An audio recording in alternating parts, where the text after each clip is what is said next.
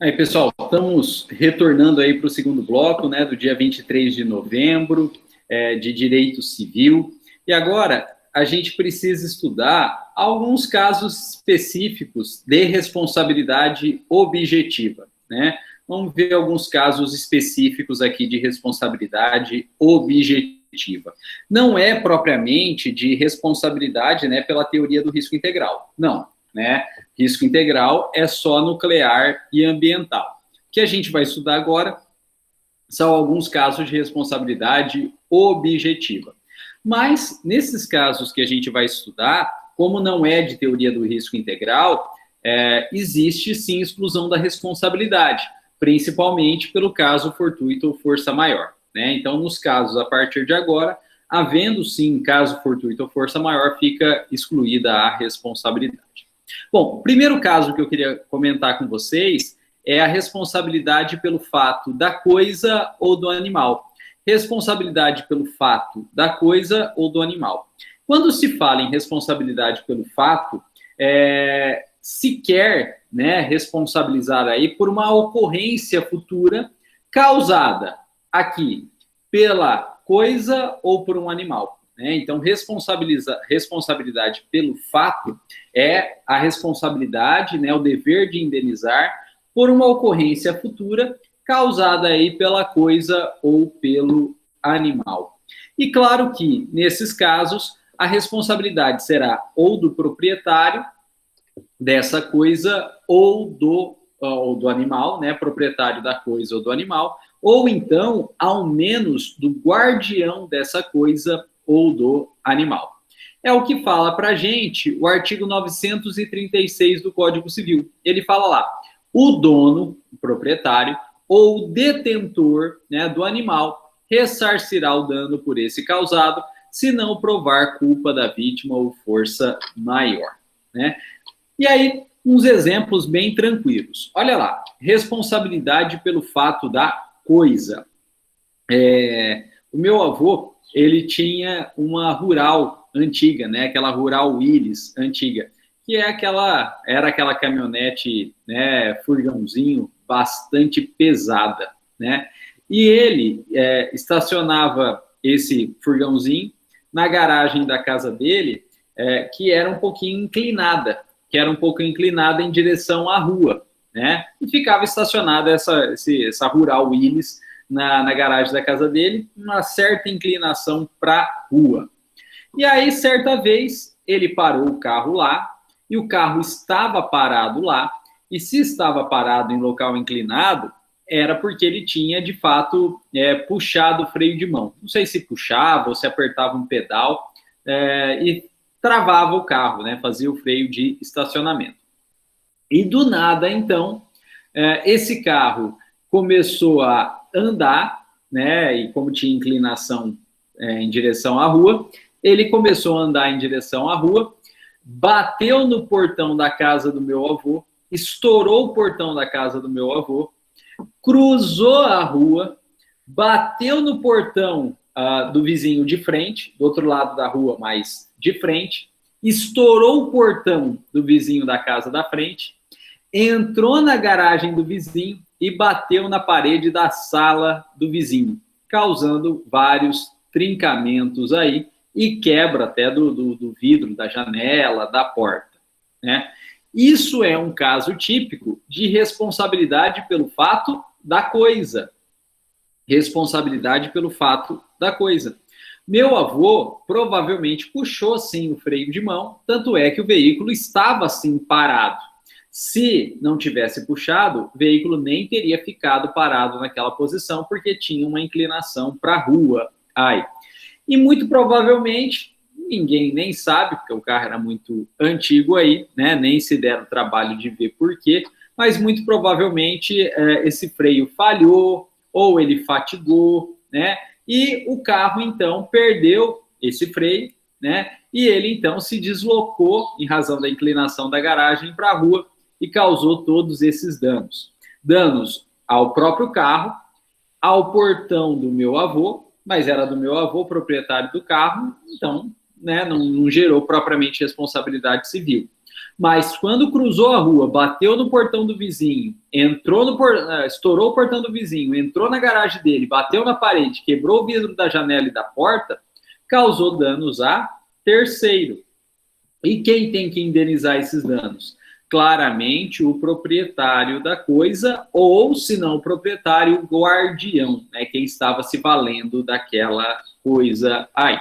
Isso é responsabilidade pelo fato da coisa. Porque, veja, os fatos ocorreram independentemente da participação do meu avô, né? Meu avô devia estar dormindo, né? E meu avô dormia fumando um cigarro, né? Então ele tinha um encaixe aqui no lábio, assim, punha um cigarro, devia encaixar no lábio e ele dormia na cadeira com o cigarro aceso na boca. Ai, então devia estar dormindo no alpendre com o cigarro na boca. Aí, quando o carro sozinho causou todos esses danos. Mas você não vai responsabilizar o carro, né? Porque ele é uma coisa, ele não existe. Você responsabiliza, então, o proprietário dessa coisa, ainda que o proprietário não tenha tido culpa ou dolo, ou como nesse caso, o proprietário não teve participação nenhuma naquele fato, naquele dano. Mas é ele que vai indenizar. E se não puder responsabilizar o proprietário, ao menos então, né, quem estava de posse desse bem. Isso é responsabilidade pelo fato da coisa. Quando o dano decorre não de uma ação direta do ser humano, né, decorre então da própria coisa ou de algo natural da coisa aí, né, do bem, como esse carro que desceu sozinho, né? E o proprietário ou o guardião ele vai ter que indenizar. E o mesmo raciocínio se aplica aí para danos causados pelo animal, né, pelos animais. Responsabilidade, então, pelo fato do animal. Então, o animal estava preso, mas ele roeu a corda aí, né, que o prendia e saiu, né, ou pulou a cerca e saiu. E aí veio, então, a causar um acidente. Estava no meio da rua, o carro veio e colidiu com esse animal em local escuro, né? Ou o cachorro escapou e mordeu o coitado do carteiro que estava passando, o coitado do motociclista que estava passando, causando dano a ele. Claramente, a responsabilidade não é do animal, né? Você não vai processar o cavalo, o cachorro, né? Você vai processar o dono ou o guardião desse animal. Vinícius levantou a mão, fica à vontade, Vinícius. Desculpa enrolar a aula, mas, por exemplo, no rodeio a gente sabe que é feito um seguro de vida tal para as pessoas, né, que participam, para os atletas ali. Mas no treinamento, por exemplo, se um boi na própria companhia mesmo, na fazenda, se um boi mata um peão, por exemplo, o dono do animal vai ter que se responsabilizar, né? Depende muito, depende muito. Olha o artigo 936. O dono ou detentor do animal ressarcirá o dano por esse causado, se não provar culpa da vítima. Culpa da vítima. Veja só, se o dono da fazenda aí tiver proibido o uso daquele animal para montaria ou para treinamento, e ainda assim o peão da fazenda pegou o animal para treinar e ele acabou se lesionando, que culpa que tem o proprietário do boi, né, do cavalo aí? Foi a própria vítima que se colocou em risco, né? Então, se ficar caracterizado que estava proibida aquela conduta, não era para fazer pelo dono do animal, e, na verdade, a própria vítima tomou essa atitude, né, culpa exclusiva da vítima. O dono do animal não vai ter que indenizar nada. É muito diferente nos casos que eu comentei. O meu avô deixou o carro parado, o carro desceu e bateu. O que a vítima, que foi o vizinho dele, contribuiu? Em nada, né? O cavalo estava amarrado numa corda, mas o cavalo foi lá, estourou a corda, roeu a corda e saiu, e aí o cara está dirigindo o veículo e bate nesse cavalo. O que ele tem a ver com isso, né? O que ele contribuiu para isso? Nada, né? Não aumentou o risco, não contribuiu, nada. O carteiro está entregando carta, vem um cachorro, vem e morde, né? O cachorro estava preso, mas fugiu, foi e morde. O que o carteiro contribuiu para isso? Nada. Então, aí fica, de fato, caracterizado a responsabilidade do dono do animal. Mas em caso de montaria, você tem que levar em consideração sempre a conduta da própria vítima, que a vítima se colocou em risco, foi ela que subiu, né?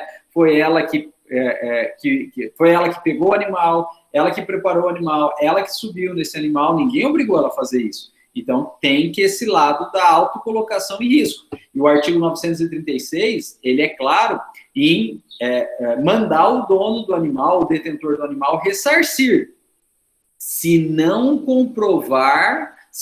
provada a culpa da vítima aí, né? Então, se ficou provado que o fazendeiro, o dono do animal, falou que não era para montar, não era para fazer isso lá, e aí o rapaz que trabalha, né, vai e faz, né, pega o animal e vai, vou treinar aqui para rodeio. Ele está se autocolocando em risco, é culpa exclusiva dele. O dono não vai ter que indenizar em nada, né? Então, depende muito da análise do caso concreto. Agora, se foi algo que foi autorizado pelo dono do animal, pelo fazendeiro, se foi até algo que às vezes vai além, né, incentivado, aí, não, eu quero que o rapaz que trabalha aqui na minha propriedade participe para a gente divulgar o nome da minha propriedade. Aí, claramente, o fazendeiro vai ter responsabilidade também, né? Então, o dever de indenizar, ele depende, na verdade, de não ocorrência de culpa da própria vítima, que foi os dois casos que eu comentei com vocês, né? O vizinho do meu avô não teve nada a ver com isso, e quem está dirigindo na estrada e bate num cavalo, à noite, não tem nada a ver com isso também, né? Não tem participação nenhuma, tá? Bom, pessoal, e quando a gente fala sobre isso, né, é interessante notar sobre a responsabilidade subsidiária, entre aspas, do dono da estrada. Que a gente já viu que, havendo a fuga do animal e havendo colidência de veículo com esse animal na estrada, a responsabilidade primeira, a responsabilidade precípua é do dono do animal. O dono do animal que vai ter que indenizar os danos causados. Agora, e se o dono do animal também não tem dinheiro? E veja, o animal em si morre, né? Então perde o valor aí. Então você não vai penhorar o animal porque o animal morreu, né? Então, e se o dono do animal não tiver dinheiro para indenizar? Quem que vai indenizar? O dono da estrada. E quem que é o dono da estrada? O Estado, né? O Estado. E aí, o Estado tem essa responsabilidade subsidiária? Ou como que funciona, então, essa responsabilidade subsidiária? Pessoal, isso é bastante controverso na doutrina, né? E na jurisprudência. Porém, o STJ já entendeu que em estradas efetivamente públicas, ou seja, que não estão sujeitas à privatização, ou que não foram privatizadas, ou que não estão sob concessão para ente privado, né? Portanto, as estradas não pedagiadas, a responsabilidade é do Estado, né? A responsabilidade subsidiária é do Estado, porém, nesse caso, tem que provar culpa do Estado, tem que provar culpa do Estado. Que o Estado, então, de certa forma, participou aí desse evento, né? Só que isso, na prática, é muito difícil, né? Como você vai provar que o Estado participou? Se o animal fugiu de uma propriedade privada à noite, né? E o que o Estado, então, né, teve de participação? Em regra nenhuma, né? A não ser, por exemplo, que já fazia um tempo que os animais estavam soltos na pista. Fica aprovado aí que a Polícia Militar Rodoviária recebeu várias ligações dizendo, olha, tem animal na pista, tem animal na pista. E não fez nada. Aí sim, né, fica caracterizada uma omissão do Estado e aí é possível, então, responsabilizá-lo. Né? Uma vez estávamos eu e a professora Letícia, né, que a gente dividia carro, voltando de Santa Fé à noite aqui para Jales, né, depois das aulas, e tinha alguns alunos com a gente que a gente estava dando carona também, e do nada aí surgiu vários cavalos na pista. Por sorte, né, nenhum deles estava na via de rolagem, né, nenhum deles estava no asfalto. Eles estavam, mas estavam na lateral. tanto na lateral direita, que é o acostamento, quanto na lateral esquerda, que é aquela ilha, né, no meio aí da pista, e cavalgando, né, cavalgando. Isso já chegando em Jales. Nós não tivemos dúvida, a gente parou na Polícia Militar Rodoviária aqui, né, no posto de Jales, e comunicamos, né, falando, olha, tem vários cavalos soltos ali na pista, né, poucos quilômetros, 2, 3 quilômetros antes aqui da base. E aí o policial militar agradeceu a gente ter parado, mas falou, né, levantou a farda aí e tinha a camiseta embaixo. Eu já sabia. Eles já tinham sido informados e eles estavam tomando as medidas, né, já tinha despachado viatura para lá. Agora, veja só, como que uma viatura, né, carro, com 2, 3 ou 4 policiais que sejam, vai conseguir, à noite, pegar vários cavalos? Não tinha como, né? Então, eles sabiam, eles já tinham deslocado a viatura e já tinham avisado o bombeiro também, já estavam buscando quem era o proprietário, mas não tinha muito o que fazer, né? O que eles iam fazer, na verdade, era retornar na pista, né, onde estava o sentido dos cavalos, e provavelmente parar a viatura ali, sinalizar que tinha risco de animal na pista, né, mas não tinha muito o que fazer, né. Mas sim, se eles fizessem isso, se eles sinalizassem, eles teriam tomado medidas para evitar o acidente, então o Estado teria agido, né, e o Estado agindo, então não teria responsabilidade nenhuma do Estado caso houvesse alguma colisão. Pelo que eu fiquei sabendo, não teve colisão nenhuma aquela noite, então as medidas foram suficientes aí. Mas se tivesse havido uma colisão, o Estado não teria responsabilidade nenhuma, porque o Estado agiu. Agora, se, apesar de toda essa comunicação, que já tinha gente passado antes e avisado, nós paramos e avisamos, o Estado não tivesse tomado medida nenhuma e tivesse tido colisão, gerando dano, o Estado teria, então, responsabilidade também. Mas, para responsabilizar o Estado, teria que ficar caracterizado que, sim, o Estado foi avisado e que não, o Estado não agiu, né? O que é muito difícil na prática.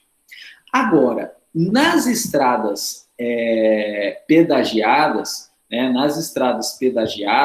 que estão sob concessão do ente privado, o STJ entende que a responsabilidade é objetiva, né? Então, nas estradas pedagiadas, que estão sob responsabilidade, portanto, de um ente privado, não é mais o Estado, é um ente privado, são as concessionárias aí, né, a Triângulo do Sol, as Centrovias, né,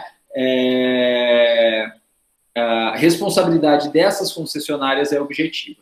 Então, se houve uma colisão com o animal, o dono do animal tem sempre responsabilidade, né? O dono do animal tem sempre responsabilidade. Mas nas estradas pedagiadas é possível também, de forma muito facilitada, porque a responsabilidade é objetiva, responsabilizar também as concessionárias que administram essas estradas. E, sendo responsabilidade objetiva, não precisa provar que a concessionária sabia e que não tomou medida nenhuma. O simples fato de ter ocorrido o acidente naquele local, naquela estrada, por ser administrada por um ente privado, já gera automaticamente responsabilidade, então, das concessionárias. E é por isso, pessoal, que ninguém gosta de pagar pedágio. Ninguém gosta de pagar pedágio. Nem eu, evidentemente, aí. Mas a estrada pedagiada, ela acaba, sim, prestando um serviço maior aos usuários, ela acaba, assim, tendo uma qualidade de rodagem, de sinalização melhor aos usuários, e ela também acaba gerando, então, uma maior responsabilidade, e quanto maior a responsabilidade, maior a chance de indenização dos danos ou causados, ou então, ao menos, sofridos pelos usuários dessa estrada. E essa ideia que foi julgada pelo STJ para fins de acidentes causados por animais se aplica para tudo. Então, você está dirigindo numa estrada pedagiada, tinha um buraco, você caiu no buraco, quebrou teu amortecedor, processa a concessionária. Responsabilidade objetiva, porque ela tem um dever de manutenção dessa estrada. Não precisa provar que ela sabia ou não sabia do buraco, nada disso, né? Então, a gente não gosta de pagar pedágio, né? E é caro demais o pedágio, mas ele traz também as suas vantagens, né? Ele traz também as suas vantagens nesse sentido. Tá? Bom, pessoal, com isso a gente terminou a responsabilidade pelo fato da coisa e pelo fato do animal, e a gente pode seguir um pouquinho aí, né, sobre a responsabilidade pela ruína de prédios e construções, né? Responsabilidade pela ruína de prédios e construções. E essa responsabilidade pela ruína de prédios e construções, a gente analisa em dois aspectos.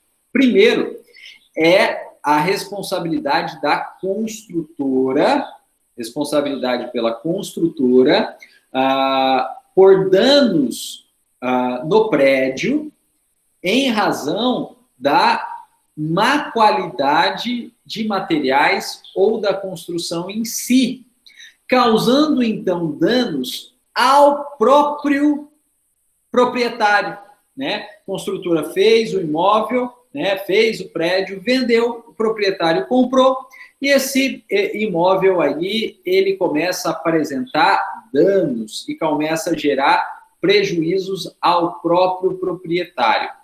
Gente, por exemplo, piso que solta, parede que estoura, encanamento que vaza, parte elétrica que dá curto ou não funciona, né? São, na verdade, vícios intrínsecos à coisa, né? E geram, então, prejuízos ao proprietário, que vai ter que gastar para consertar esses vícios internos. Gente, nesse caso, a responsabilidade, existe responsabilidade da construtora, claro que existe, porque foi ela que fez, porém, aqui se tem um prazo prescricional de 5 anos contado da data da aquisição. Então, para o próprio proprietário, né, por vícios internos à coisa, né, a construtora tem responsabilidade, e ela responde aí pelo prazo de 5 anos contados da construção. Não sei se eu comentei com vocês, alguma aula eu comentei, não sei se foi com vocês ou foi com outra turma, mas outro dia eu estava assistindo YouTube, e o YouTube me recomendou um vídeo de uma construtora muito grande, né? Não vou falar o nome aqui, mas é uma construtora muito grande. E ela tem atuado no litoral do estado de São Paulo, principalmente na cidade de Santos, endireitando prédios, né? Endireitando prédio. Então, principalmente em Santos, fizeram prédios muito altos, o solo do litoral não tem grande densidade aí, grande resistência, né? Porque é composto por areia, basicamente, e algum tempo depois da construção desses prédios, né? Em torno aí de 20 anos depois da construção desses prédios, o prédio entortou, né? Um lado do prédio cedeu e puxou o prédio, e aí ele passou a ter uma inclinação lateral, tipo a torre inclinada de Pisa, aí, né? E isso claramente decorre da própria construção, e isso claramente também gera prejuízos enormes ao proprietário, aos proprietários dos apartamentos. Eles não precisaram sair do prédio, né? Porque não houve risco de desabamento, a inclinação ainda estava dentro do limite estrutural do prédio.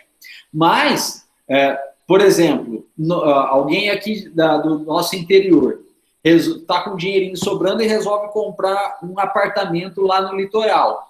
Ele não vai comprar um prédio torto, né? Ele não vai comprar apartamento em um prédio torto. Ele vai optar em um prédio que não está torto, né?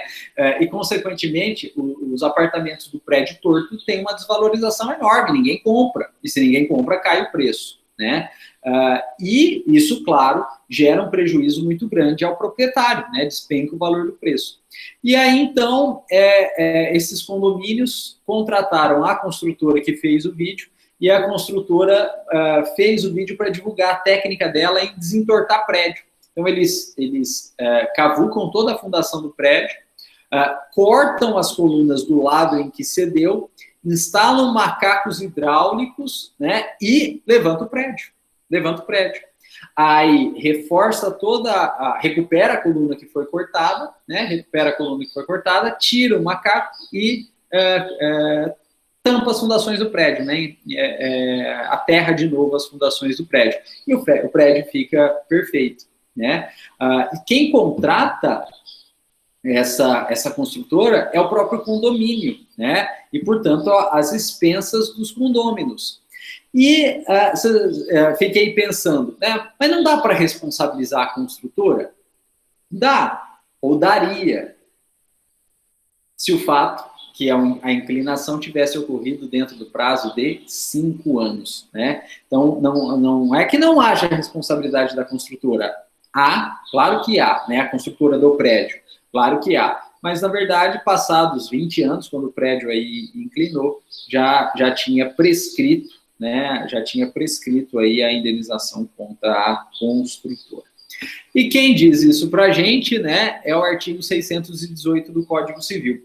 Nos contratos de empreitada de edifício ou outras construções consideráveis, o empreiteiro de materiais e execução responderá durante o prazo irredutível de 5 anos pela solidez e segurança do trabalho, assim em razão dos materiais como do solo. No caso desses prédios que eu comentei com vocês que entortaram, foi por conta do solo, né? Mas mesmo que seja por conta do solo, o empreiteiro responde, mas responde pelo prazo de 5 anos. Esses prédios aí, né, litoral, a Baixada Santista de frente para o mar, é tudo da década de 60 e 70, né? Então já está tudo prescrito aí. Então os condôminos tiveram que indenizar. Pessoal, só que a responsabilidade pela ruína de edifício ou construção não para por aí. Nós vimos prejuízos causados, danos causados ao proprietário, né? Como vícios internos, piso que solta, parede que estoura, encanamento que vaza, parte elétrica que não funciona ou dá curto, né? Ou até, né, olha que coisa maluca, prédio que entorta, né? Prejuízo causado ao próprio proprietário do imóvel. Porém, veja só, e se essa inclinação do prédio continuar e o prédio, então, tombar? Do lado dele tem vários outros prédios. E se esse prédio tomba, ele vai bater nos outros prédios, causando danos também a terceiros. Podendo apenas danificar a lateral do prédio vizinho ou até derrubar o próprio prédio vizinho aí. E com isso, o proprietário do prédio em ruína, que tombou, será objetivamente responsável por todos os danos causados aos terceiros. Se, quando houve a demolição do prédio, a demolição não, porque demolição dá a impressão que é algo premeditado, não é premeditado, né? Quando houve, então, a ruína do prédio, o termo técnico é esse, quando houve a ruína do prédio e atingiu terceiros, aí causou danos a terceiros. Se, dentro do prazo de 5 anos da construção, além dos proprietários, a empreiteira também será responsável pelos prejuízos ao terceiro. Porém, olha que triste, se já passados 5 anos da construção, e o prédio então veio à ruína, causando dano a terceiro, pelos danos do terceiro, como já passou mais de 5 anos, só o proprietário do prédio em ruína será responsável e não será possível responsabilizar a construtora. Quem diz isso para a gente é o artigo 937 do Código Civil. Olha lá, o dono de edifício ou construção responde pelos danos que resultarem de sua ruína, se essa provier de falta de reparos, cuja necessidade fosse manifesta aí, né? Então, se o prédio inclinado, né, não recebe manutenção para voltar, e é possível voltar, o vídeo que eu vi no YouTube provou, e ele vem e cai e causa danos a terceiros, o proprietário tem que indenizar todos esses danos causados a terceiros. Pessoal, a gente teve um caso, né, triste, mas muito próximo da gente, né, e que, na linha do que a Kitty comentou com a gente, né, ainda não foi solucionado por completo, né, que foi a queda de 3 torres, né, na Avenida Alberto Andaló, em São José do Rio Preto, né, e eu não sei que altura que é, né, não sei que altura que é da avenida aí, mas a gente está indo na avenida, a gente está na rodovia, a gente pega Andaló, que tem o McDonald's aí logo no começo, que é o McDonald's mais antigo de Rio Preto. Ele está do meio para o final aí da Alberto Andaló. Até hoje, onde havia essas torres, tem um terreno, né? Ninguém construiu nada ali. Por quê? Porque está enrolado ainda na justiça, né? Se eu não me engano, era a Torre Itália, Portugal e Espanha, né? Acho que era isso. Era a Torre Itália, Portugal e Espanha, né?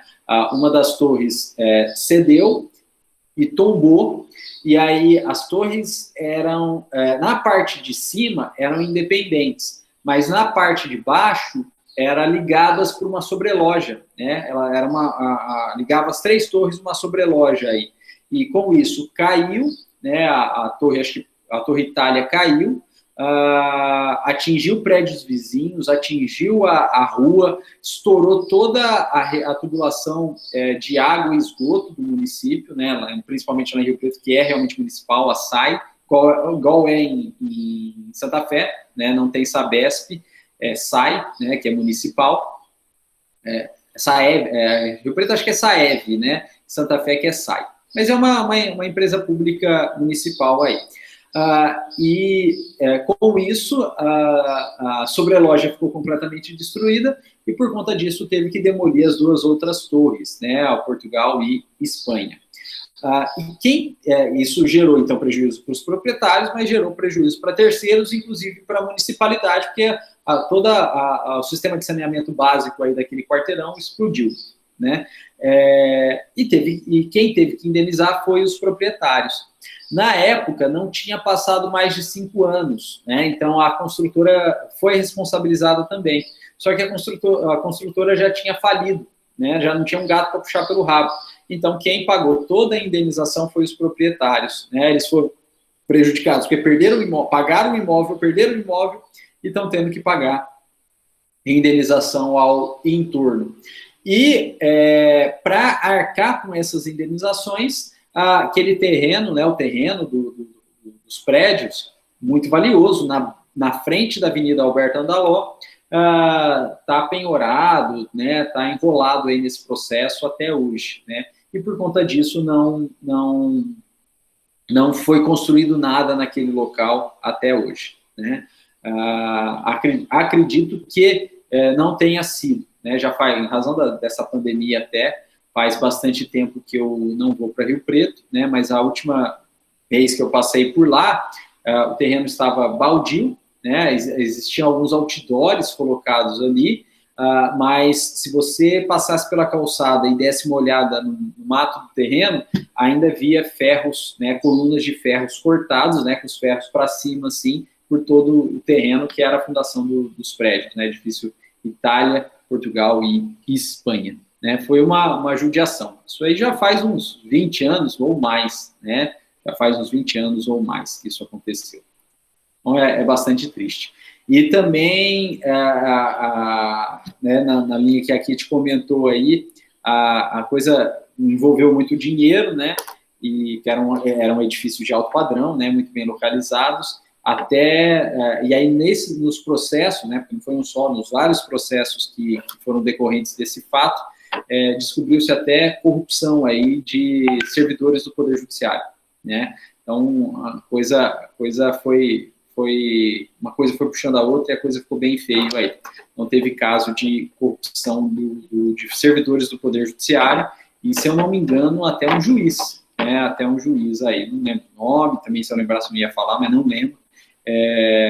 Acho que perdeu o cargo, foi aposentado, foi uma coisa bem complicada. Então, tanto complicada que faz mais de 20 anos, quase 30 anos, e está terreno baldio até hoje aí, né? Mas se coloquem na posição dos proprietários, né? Eles pagaram os imóveis, não pagaram barato e caiu, perderam os imóveis e ainda tiveram que pagar indenizações para os prédios vizinhos e até a municipalidade pela explosão aí do sistema de galerias de esgoto, de água, pluvial, tudo, né? Perdeu tudo, teve que refazer tudo. Bom, pessoal, terminamos aí a responsabilidade pela ruína de prédios, né? Responsabilidade pela ruína de prédios. E a gente pode falar um pouquinho agora sobre responsabilidade por objetos lançados ou caídos, né? Famosa responsabilidade, então, por objetos lançados ou caídos. E o que é isso? São objetos que caem de prédios, né?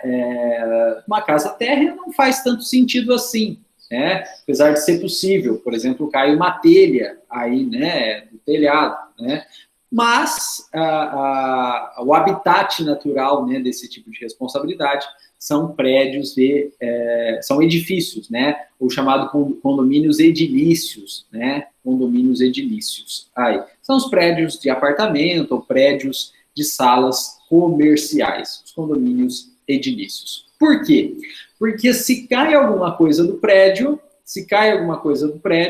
a responsabilidade é do proprietário da unidade em que essa coisa se desprendeu, né? Então, se cai alguma coisa do prédio, a responsabilidade é do proprietário da unidade, do apartamento, da sala comercial, onde essa coisa se desprendeu, independentemente de culpa ou dolo, né? Então, cai aí um pedaço da mureta, cai aí uma telha. Claro que o proprietário não quer isso. Claro que ele não quer isso. Não importa.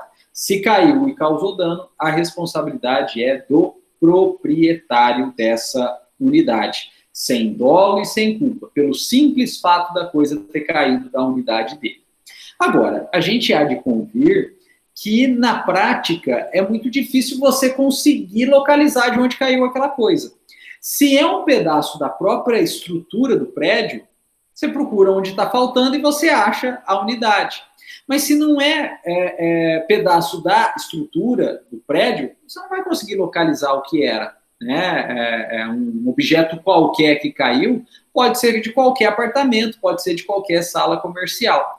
E aí, não sendo possível identificar de onde caiu, qual é a unidade, ou qual é a apartamento ou sala comercial, a responsabilidade será, então, de todo o condomínio.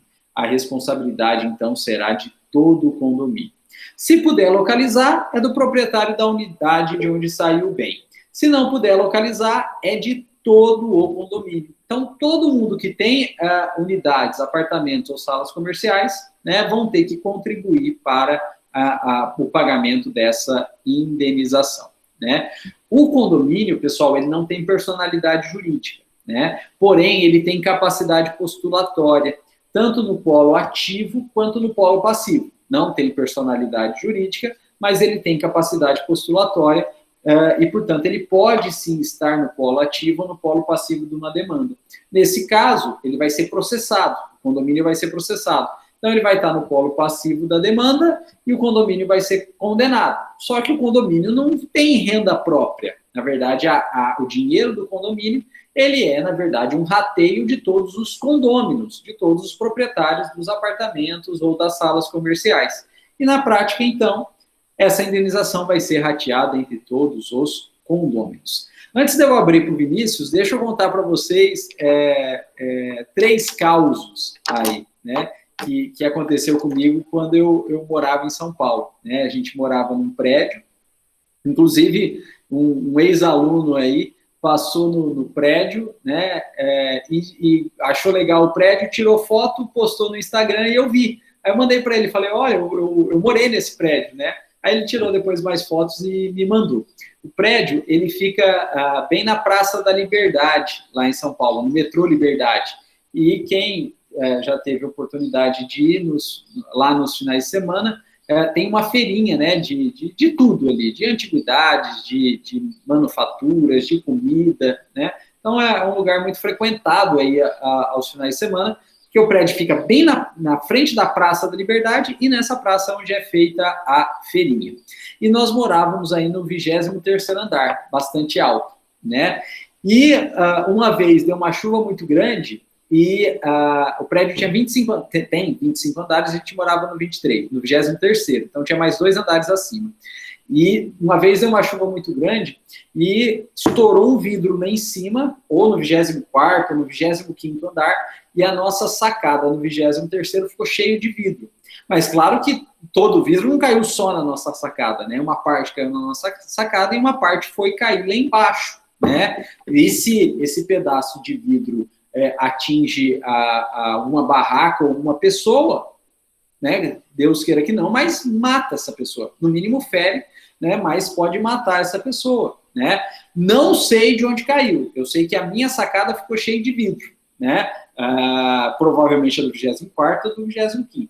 Se conseguir identificar o apartamento, porque logo depois se sobe e verifica os vidros, né? Quem tiver com vidro quebrado, quem vai ter que indenizar é o proprietário desse apartamento, podendo alegar caso fortuito ou, na verdade, até força maior, né? Mas, em tese, a responsabilidade é dele. Agora, se não puder identificar, o condomínio inteiro vai ter que ratear essa indenização.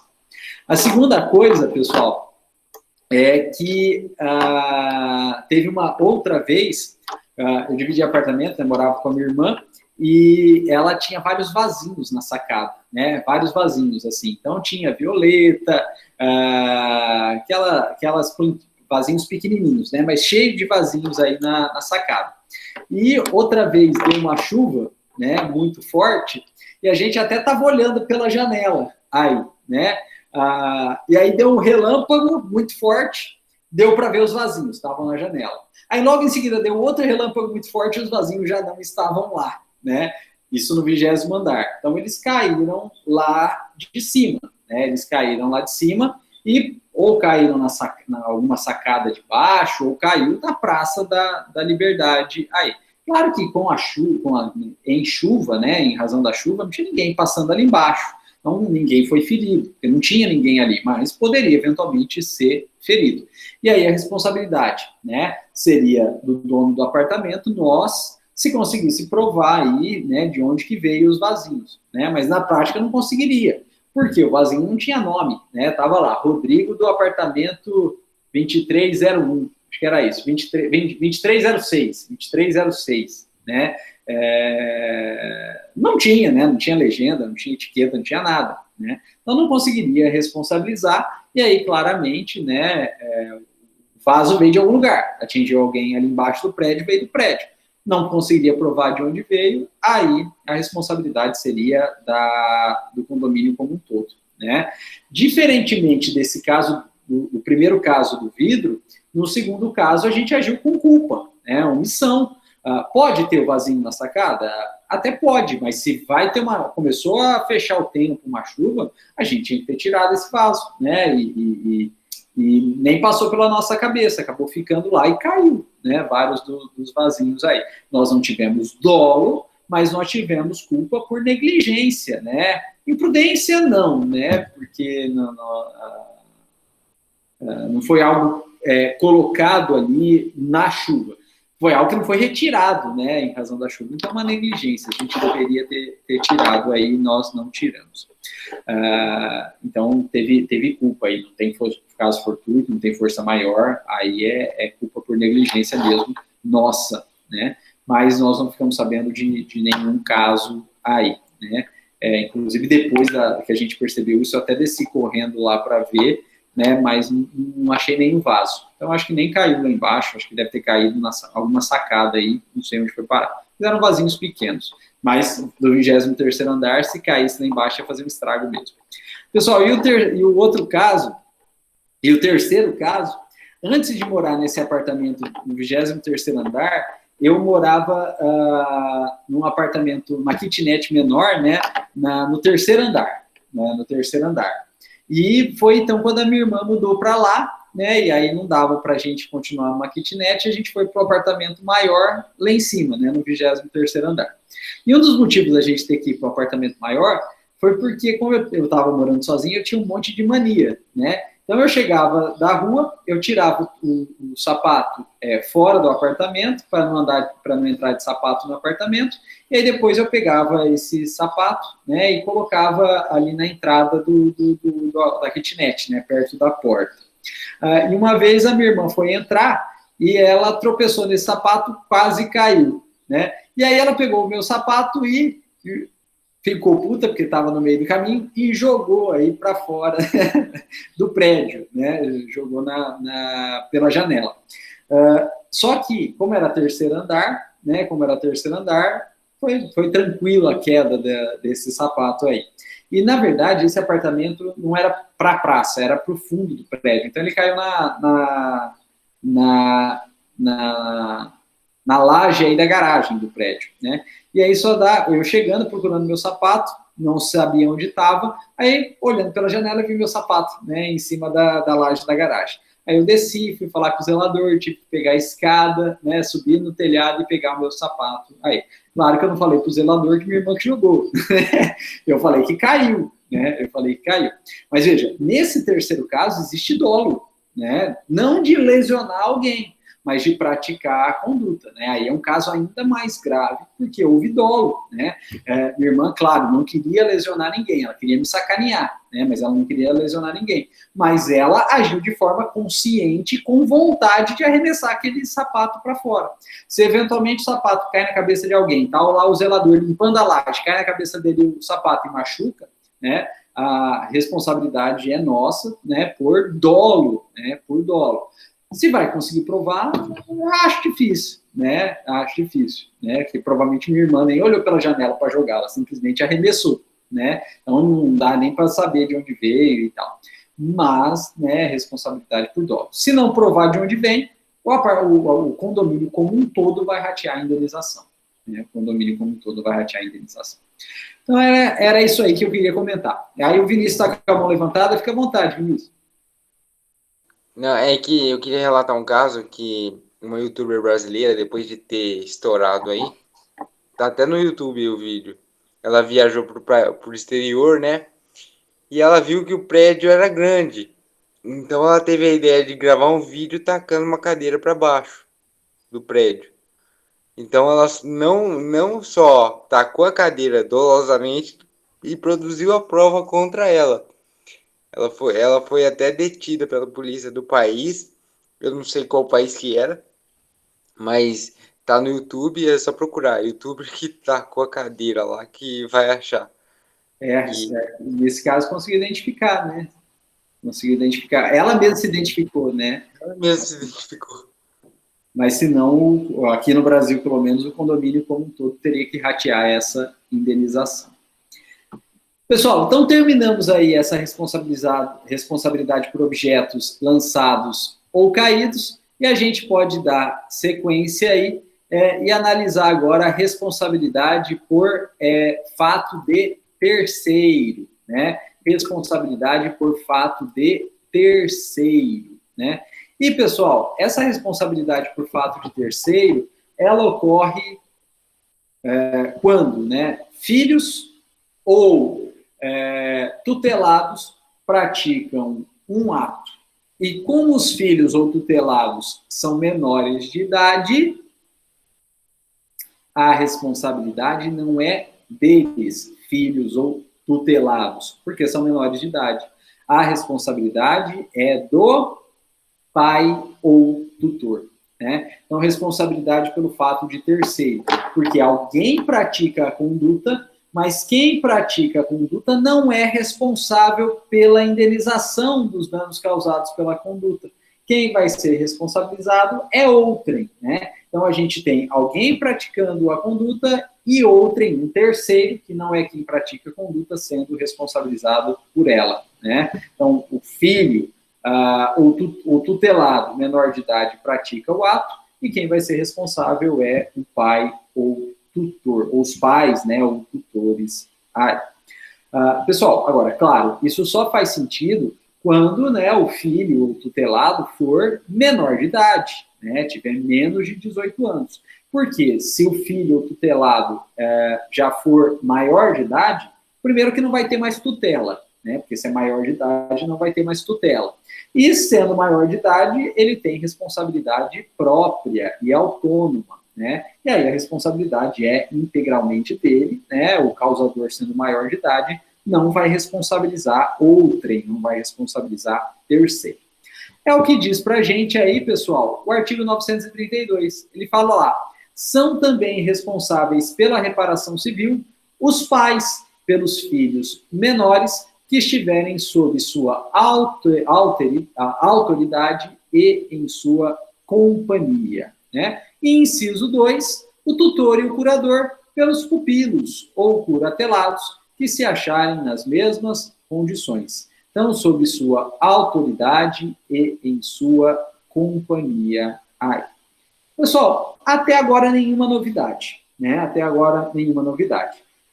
Porém, nós temos sim uma novidade, que é algo que não é tão conhecido aí, né, no nosso dia a dia, no nosso cotidiano, que é o seguinte: a responsabilidade dos pais, do tutor, do curador, ela é uma responsabilidade, na verdade, primária, primeira.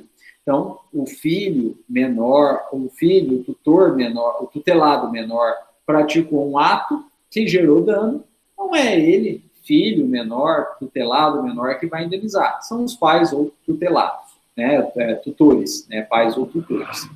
Isso é a regra, mas como responsabilidade primária. Por quê? Porque se eventualmente esses pais ou tutores não tiverem condições econômicas, o próprio menor ou tutelado, desde que tenha condições econômicas, terá que indenizar.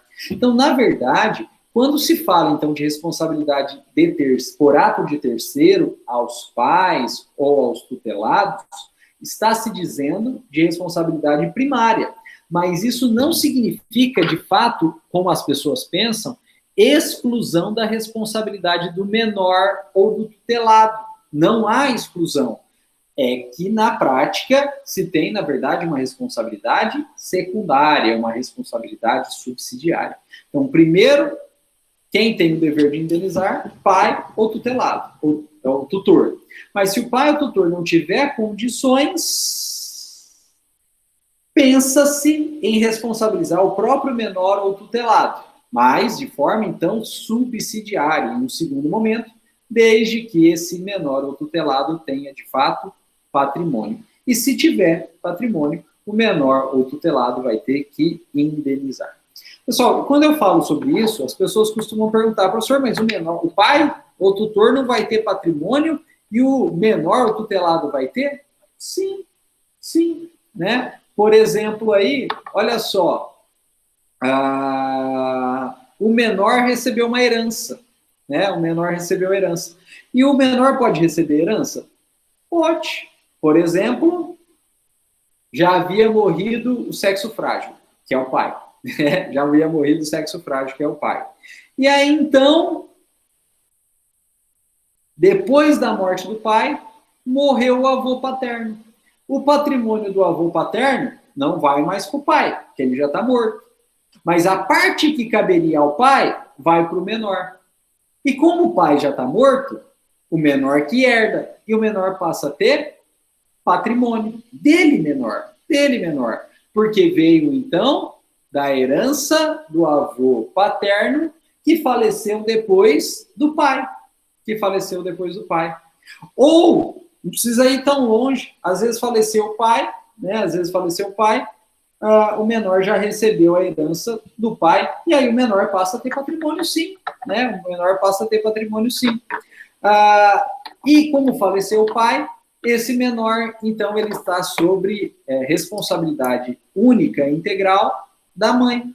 Mas pode ser que a mãe não tenha patrimônio, né? Por quê? Porque o patrimônio era do pai, né? E era particular do pai. A mãe não recebeu. Ou, né, o patrimônio era do avô paterno. Foi para o menor, não vai nada para a mãe dele, né? Porque a mãe não tem nada com o avô, com o sogro falecido. Então, a mãe não tem patrimônio, mas o menor tem, né? E aí que se o menor que tem patrimônio comete um ato, em regra, ou pelo menos de forma primária, é a mãe que vai ter que indenizar. Mas nesse caso, a mãe não tem patrimônio para poder indenizar, mas o menor tem. Então, quem indeniza? O próprio menor, né? Ou no caso do tutelado, né? O tutelado, ele perdeu os 2 pais e recebeu a herança. Não tem 2 pais, então ele vai ter que ser dado a tutela, né? Ele vai ter que ser protegido pela tutela. E ele vai ficar, então, tutelado por um terceiro, por exemplo, um tio que não tem patrimônio nenhum. Então, esse menor comete um ato que gera dano a terceiro. Quem vai ter que indenizar? O tutor, que é o tio, que não tem patrimônio nenhum. Mas, como o menor perdeu os 2 pais, e os pais tinham patrimônio, e esse menor é herdeiro dos pais, o patrimônio que era dos pais foi para ele, menor. Então, ele tem patrimônio, é ele que indeniza, né? Então, falar aí que menor não tem responsabilidade civil é uma falsa ideia, na verdade.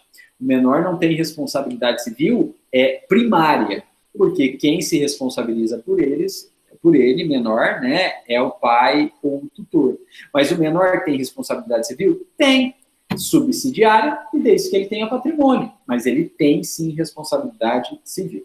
Então não falem mais, né, que o menor não tem responsabilidade civil. Ele tem, né? A primária é dos pais ou tutor, mas ele menor tem responsabilidade civil secundária, né, secundária e subsidiária.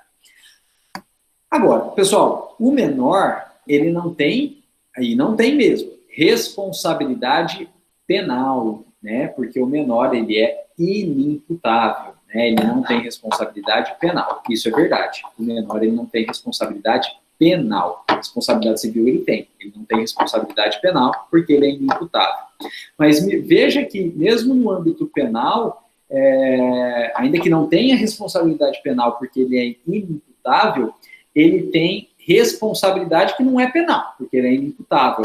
Mas tá lá, é bem parecida aí, que é a responsabilidade pelo ato infracional, né? O menor ele não comete crime, ele não comete contravenção penal, porque ele é inimputável, ele não tem responsabilidade penal.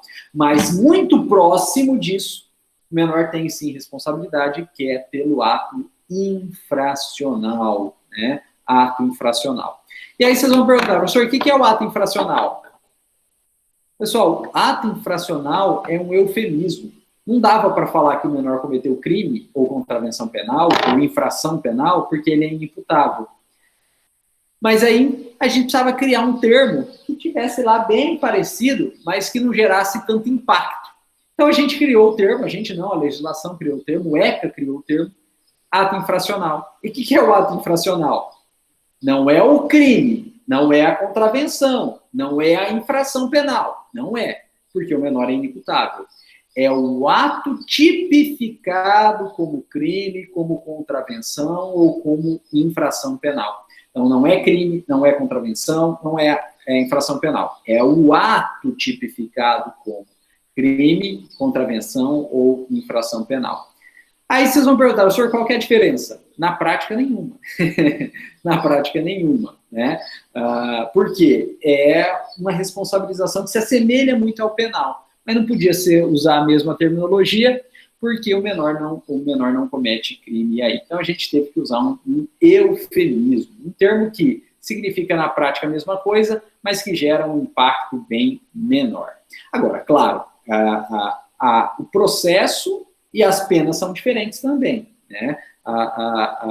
O processo e as penas são diferentes também.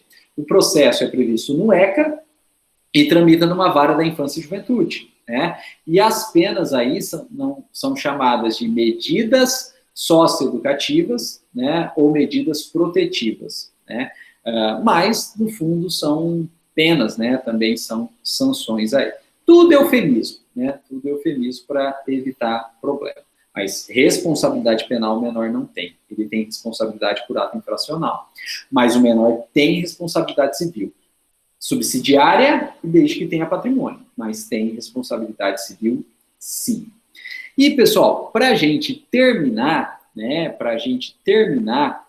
Uma discussão que é bastante importante e não está solucionada nem na doutrina, nem na jurisprudência. Olha só.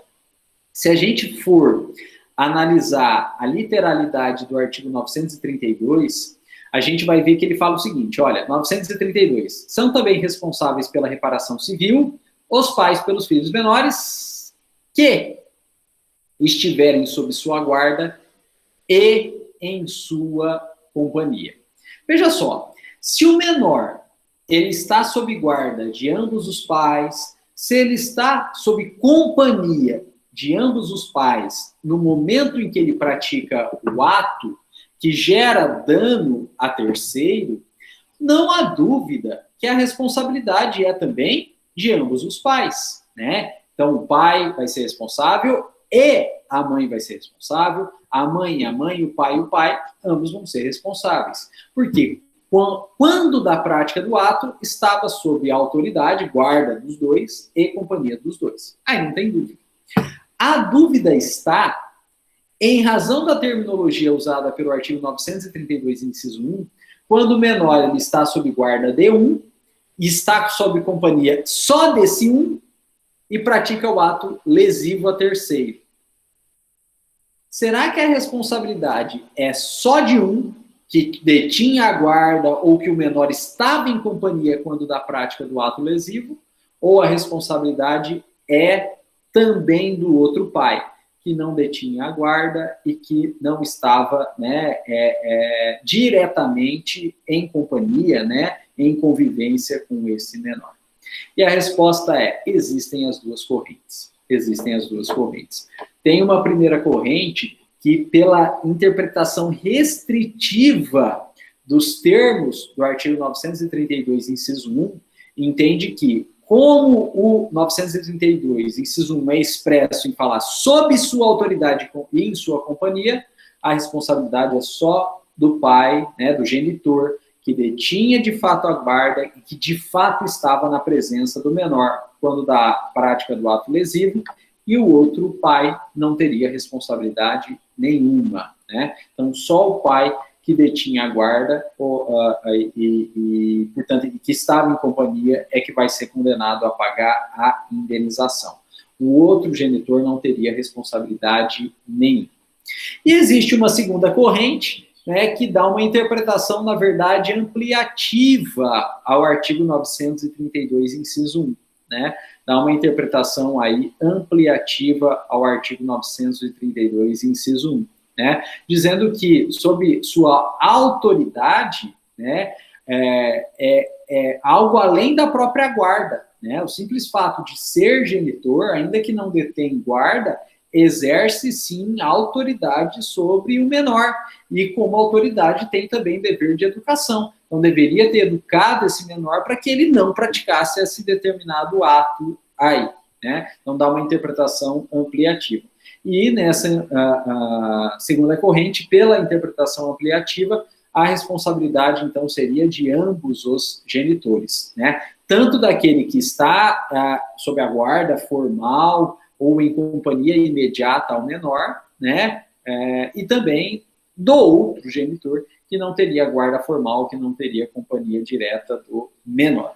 E essa ideia aí decorre do próprio princípio da solidariedade familiar, né? Como existe uma solidariedade entre os membros da família, né? A responsabilidade também seria solidária para ou entre os dois genitores.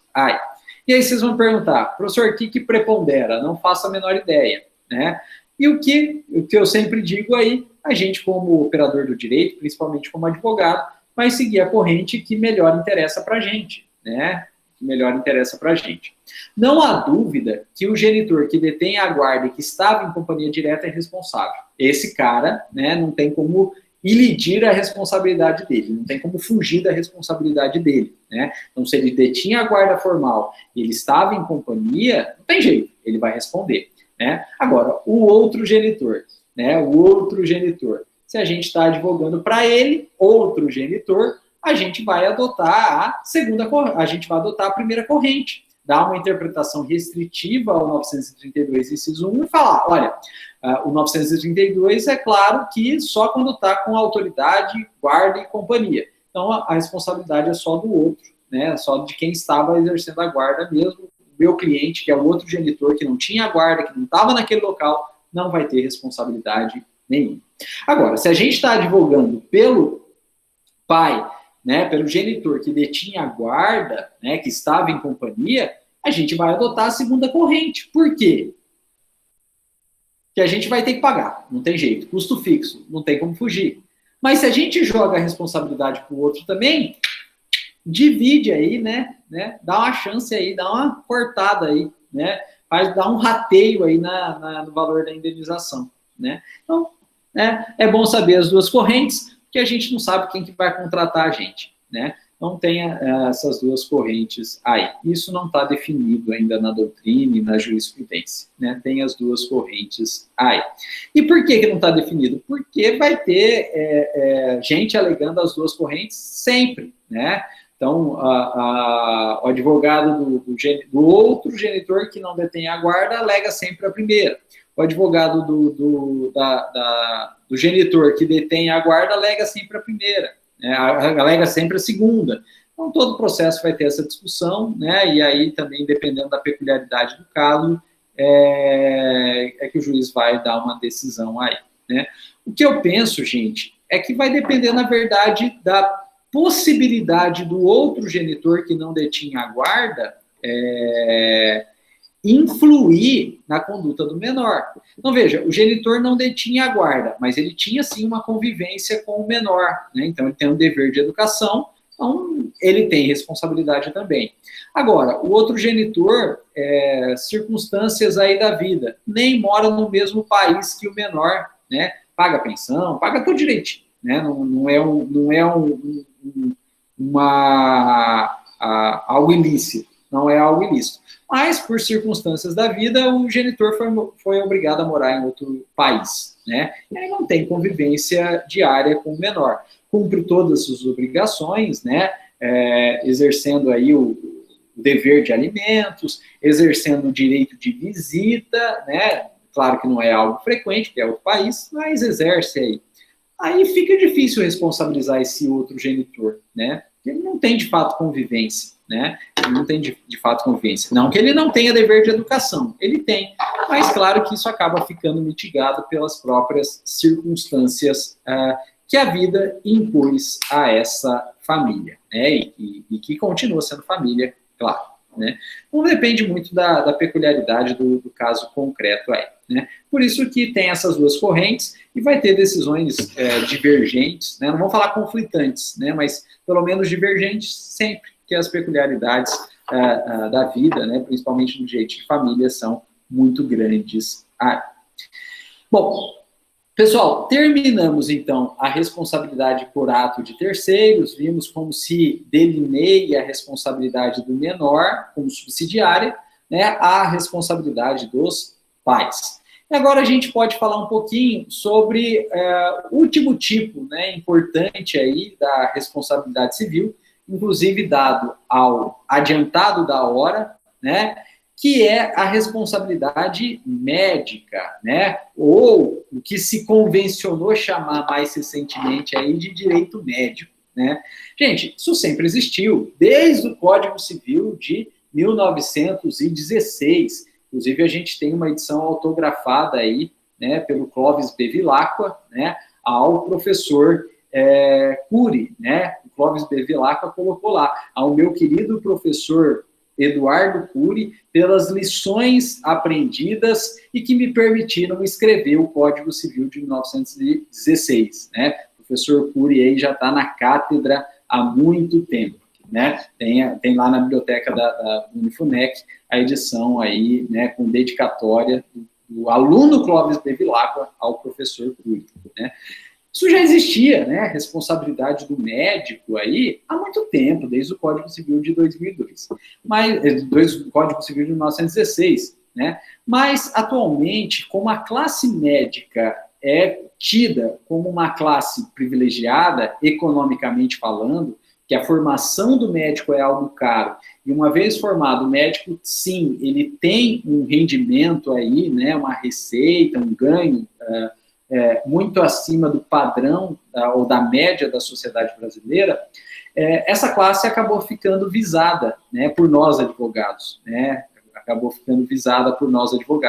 porque tem de onde tirar, né, a indenização aí. O que adianta você processar um advogado, ou processar um professor, né, que eu incluo aí?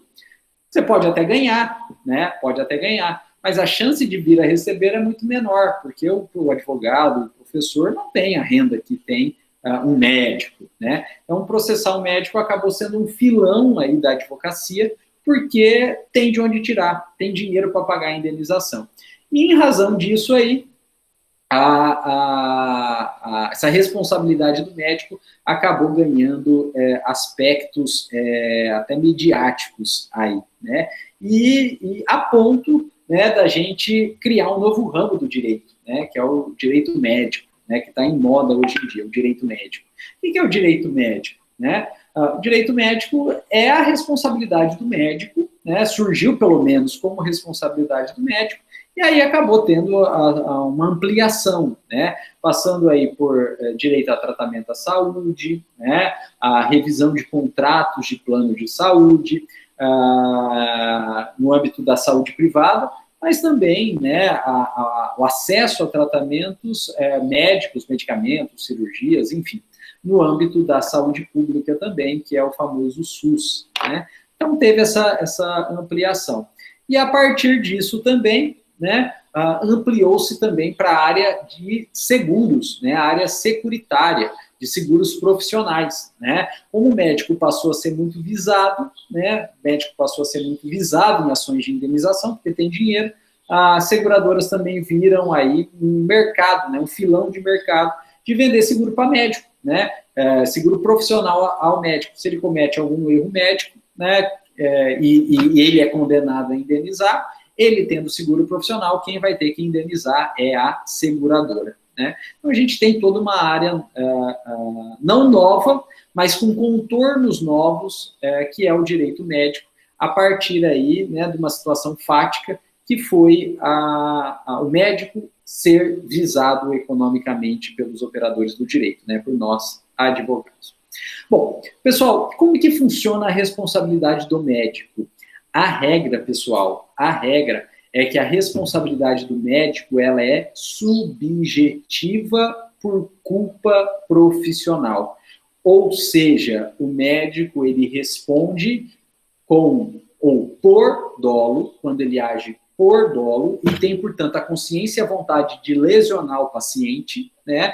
Que é raro, né? Nenhum médico vai intencionalmente fazer isso, né? Ou a gente espera que não faça, mas, claro, tem as excrescências aí, né? Por exemplo, o caso daquele médico já muito idoso aí, né?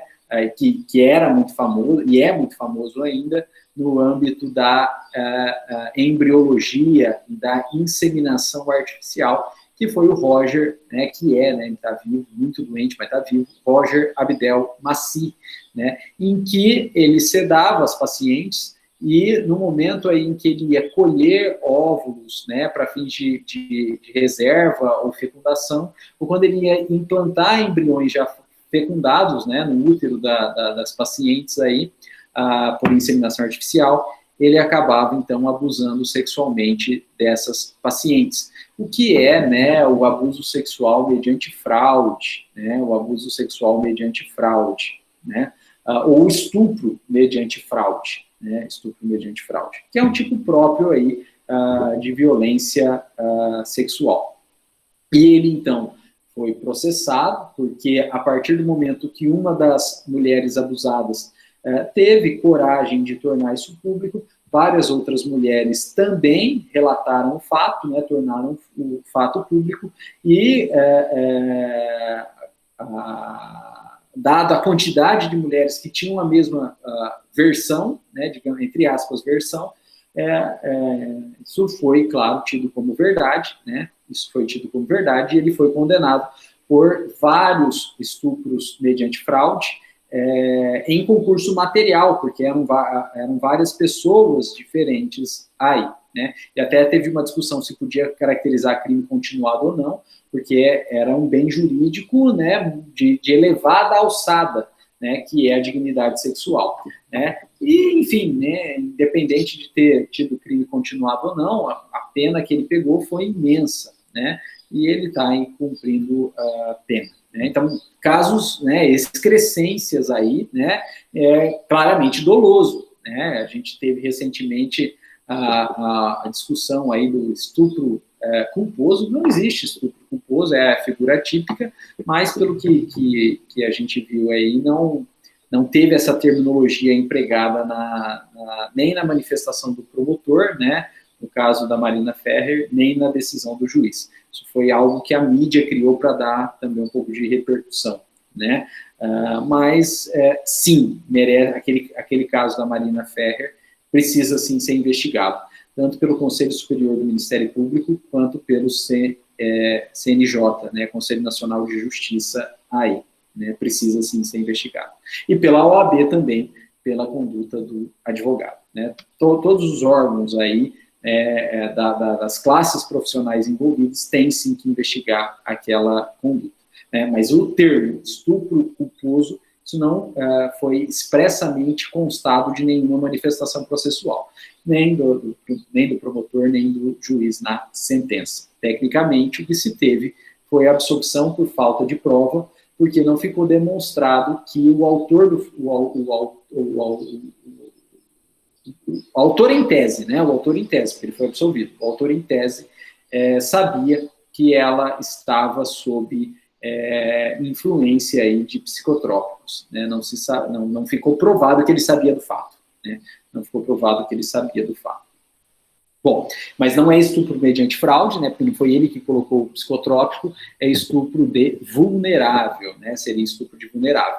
Mas para isso precisa ficar caracterizado que o agente sabia, né, da influência, ou que tinha pelo menos condições de saber, né? E o que foi relatado ali, né, a gente não conhece o processo, mas o que foi relatado é que ela não demonstraria estar sob efeito, né? Ela estava tendo condutas normais, falava, andava, né, conversava, né? Se ela lembra daquilo ou não dá para saber, ela fala que não, né? Mas as testemunhas ouvidas incidiriam aí que ela teria comportamento normal, então não daria para saber que ela estava sob influência de psicotrópico.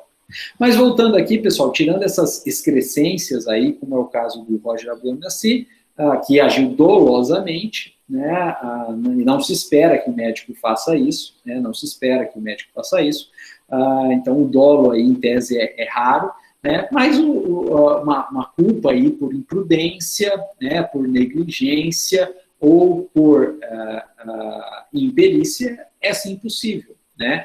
Mas precisa ter esse grau mínimo de culpa por imprudência, negligência ou imperícia, né? Por exemplo, aí, o médico vai fazer uma cirurgia que exige ambiente hospitalar, né? Que exigiria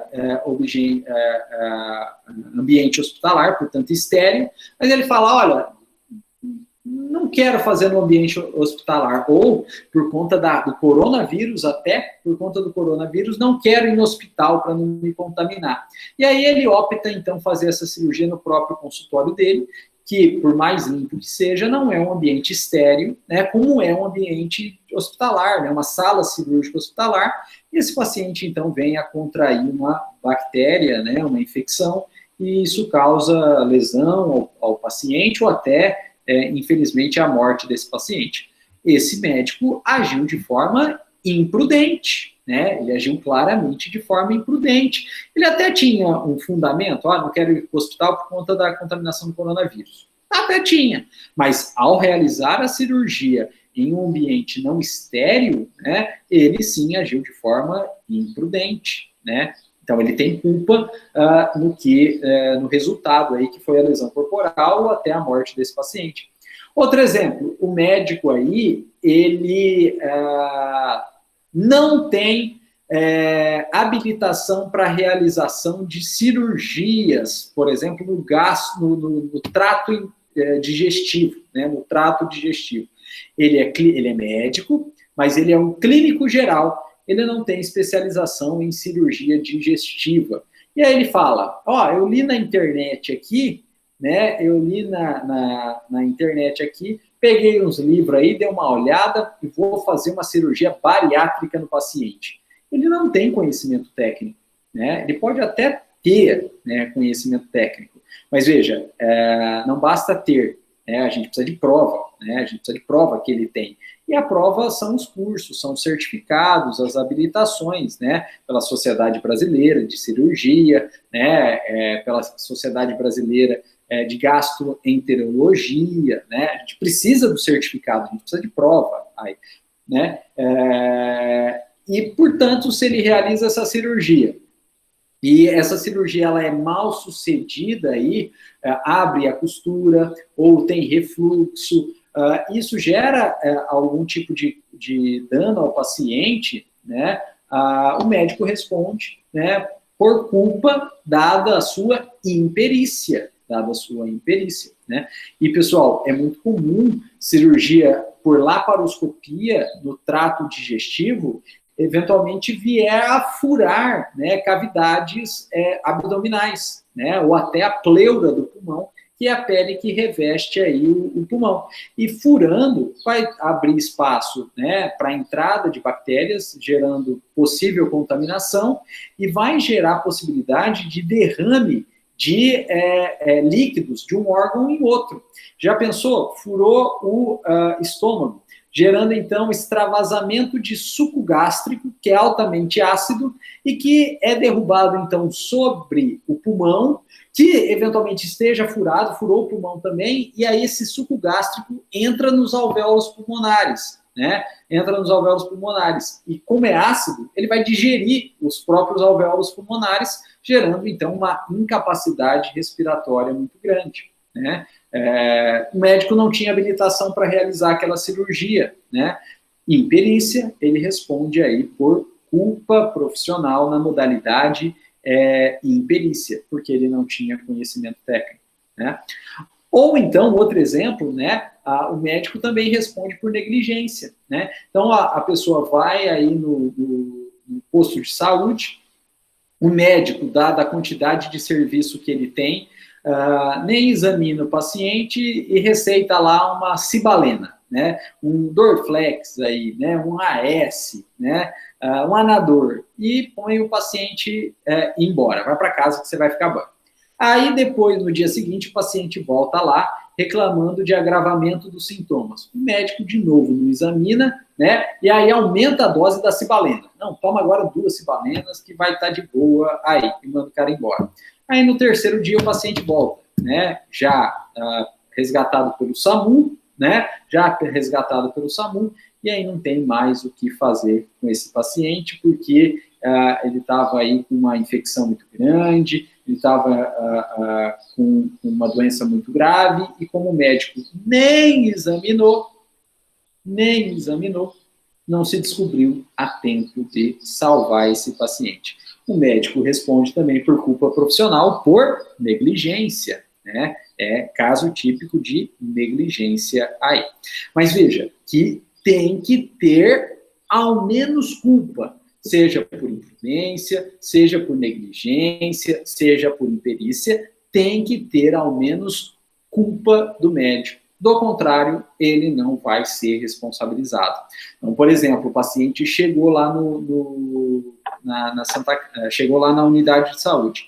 O médico atendeu, o médico pediu os exames aí, né? Só que os exames não ficaram prontos na hora. O médico fez algum diagnóstico, receitou a medicação e falou: ó, amanhã você volta que os exames vão estar prontos. Aí voltou, os exames não deram nada, né? E aí o médico fala: então vou te encaminhar agora para uma unidade de saúde mais adequada, com mais equipamento. Manda para a Santa Casa. Chega na Santa Casa, faz exame, e aí que se descobre, então, né, que o paciente tinha um tumor, né, e já em estado avançado, e aí ele acaba falecendo. O médico não tem responsabilidade nenhuma, né? Ele tomou todos os cuidados, ele fez os exames, não conseguiu identificar, não conseguiu diagnosticar em tempo, fazer o quê? Né? Também aí não tem responsabilidade nenhuma, né? Então, ou o paciente sofreu um acidente, né, de trânsito, chega todo moído aí lá na unidade de saúde. O médico faz o que ele pode, né, costura, passa sangue, né, tenta conter as hemorragias, aí, né, joga coagulante, dá antibiótico, né, mas, dependendo do estado que o paciente chegou, ele vem a óbito. o médico não tem o que fazer, né? O médico, e também não tem responsabilidade por esse óbito do paciente. Então, o médico só responde se de fato ele tiver agido com culpa, né? Ou por imprudência, ou por negligência, ou por imperícia, tendo que ficar caracterizado uma dessas situações, ou aquilo que a gente espera que nunca aconteça, mas eventualmente acontece, infelizmente, a excrescência aí, né, do médico agir com dolo, como o caso do Roger Abdelmaci, que praticava estupro mediante fraude aí das pacientes. Bom, pessoal, quem diz isso para a gente é o artigo 14, parágrafo 4º do Código de Defesa do Consumidor e o artigo 951 do Código Civil. Olha lá, o artigo 14, parágrafo 4º do CDC. A responsabilidade pessoal dos profissionais liberais será apurada mediante a verificação de culpa, negligência, imprudência, imperícia ou, claro, dolo, mas a gente espera que isso não aconteça. E o artigo 951 diz que o disposto dos artigos 948, 949 e 950 aplica-se ainda no caso de indenização devida por aquele que, no exercício de atividade profissional,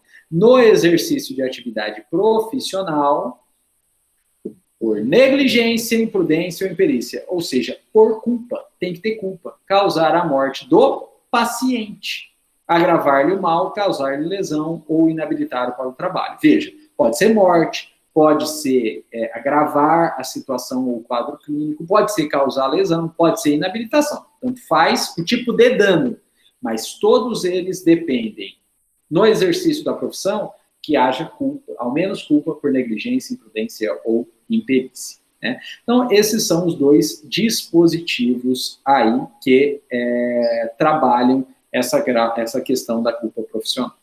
Bom, pessoal, mas quando a gente estuda esse tema, é interessante aí ampliar um pouquinho. Por quê?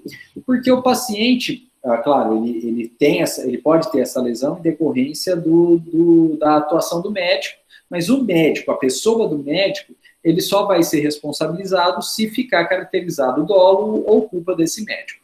Agora, o paciente, ele está em uma unidade de saúde. Ele está em uma unidade de saúde que também está prestando serviço. A esse paciente. E aí? Não agora a responsabilidade do médico, mas a responsabilidade do hospital. Como que funciona? A do médico, a gente já viu que tem que provar o dolo ou a culpa do médico. E o hospital? O hospital responde só quando ele tem culpa, ou o hospital responde pelo simples fato dele ser o hospital onde o paciente estava internado, e claro, houve o erro médico, houve a lesão aí. Pessoal, a jurisprudência não é firme nesse sentido, né? E tem jurisprudência dizendo que a responsabilidade é subjetiva do hospital. Então, para responsabilizar, além de responsabilizar o médico, responsabilizar também o hospital, tem que ficar caracterizado uma culpa do hospital, ou seja, uma imprudência, uma negligência ou uma imperícia do hospital. O hospital tem que ter também contribuído de alguma forma por aquela lesão aí. Né? Por exemplo, o hospital não tinha medicação.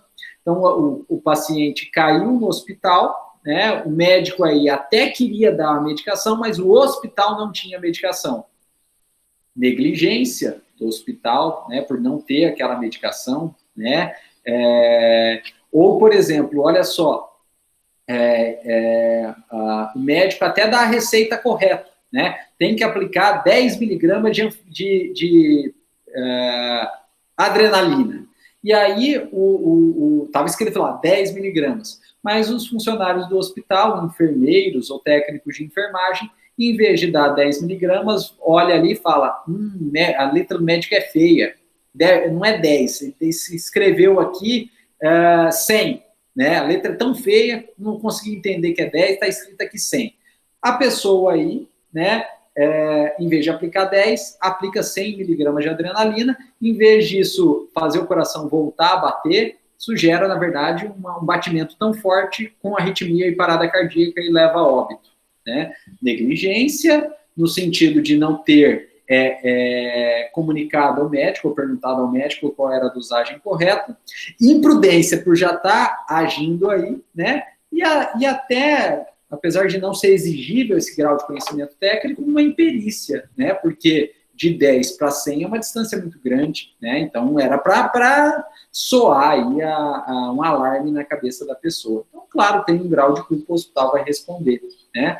Ou imprudência, né, do hospital, né? A pessoa chega lá, o paciente chega lá, o hospital